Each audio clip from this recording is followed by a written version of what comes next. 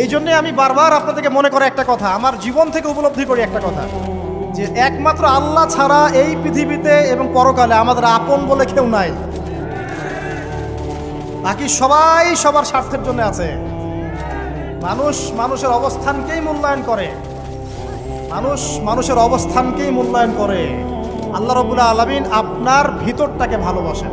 দেখেন, আপনি যখন নামাজ পড়েন নাই, আল্লাহ পাক কিন্তু আপনাকে ধ্বংস করে দেন নাই। আল্লাহ পরম করুণাময় আপনাকে হেদায়েত দিয়ে নামাজি বানিয়ে দিয়েছেন। জীবনে অনেক পাপ করেছেন, ইনস্ট্যান্ট আল্লাহ পাক শাস্তি দিতে পারতেন, আল্লাহ পাক দেন নাই।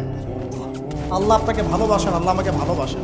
আল্লাহ পাকের এই ভালোবাসার ঋণটা শোধ করার জন্য হলেও নামাজি হয়ে যান, আল্লাহর পথে ফিরে আসেন, দিনের জন্য কিছু করেন, দিনের ফিকির করেন, পড়াশোনা করেন। প্রিয় ভাইরা, আল্লাহ পাক তৌফিক দান করুন। দেখুন, এই রিবা থেকে দূরে থাকার জন্য একটা হাদিস যথেষ্ট, যে 4 শ্রেণীর মানুষকে আল্লাহ রাসূল সাল্লাল্লাহু আলাইহি ওয়াসাল্লাম